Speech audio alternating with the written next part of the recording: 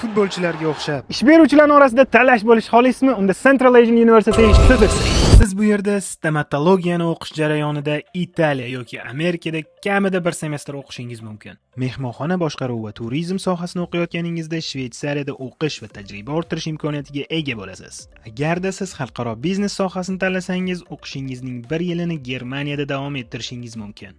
MBA o'qimoqchi bo'lsangiz 1+1 dasturi orqali magistraturaning 1 yilini Colorado State University, ya'ni Amerikada o'qishingiz mumkin va u yerda qolib ishlash imkoniyatiga ham ega bo'lasiz. Yana siz bu universitetda tibbiyot, muhandislik va arxitektura sohalarini o'qiyotganingizda Erasmus+ dasturi orqali chet el universitetlarida 1 semestrdan o'qib kelish imkoniyatingiz mavjud. Eng zo'ri, siz universitetning o'zida o'z ishingizni boshlasangiz bo'ladi. Ya'ni siz universitetda o'z startap loyihalaringizni amalga oshirasiz.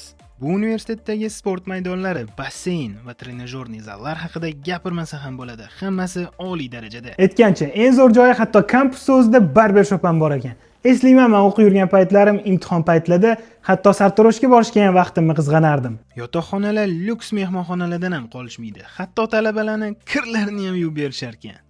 Shunday qiyqiriq imkoniyatlardan foydalanib bu yerda o'qiyotgan talabalar bilan suhbatlashdik. Assalomu alaykum. Assalomu alaykum. Ismingiz nima? Maftunasmi? Bu universitetda qaysi sohada o'qiysiz?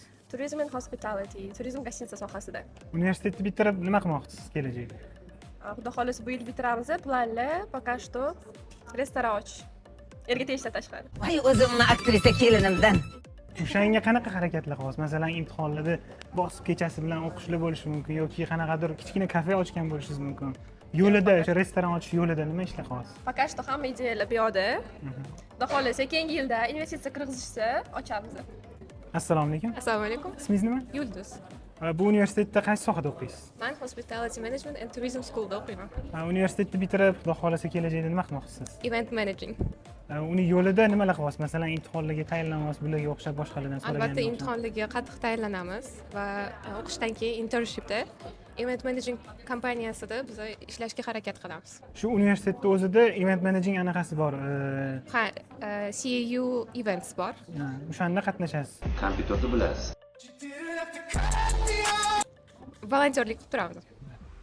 Bu hali hammasi emas. Siz Steve Forbes, Steve Wozniak, Maya Musk va Robert Kiyosaki kabi dunyo spikerlaridan yopiq guest lecturelarda muvaffaqiyat sirlarini o'rganasiz. Siz ham bunday muvaffaqiyatli kelajakka tayyor bo'lsangiz va Toshkentning o'zida dunyoning ilg'or ta'limini olmoqchi bo'lsangiz, Central Asian University'ga keling.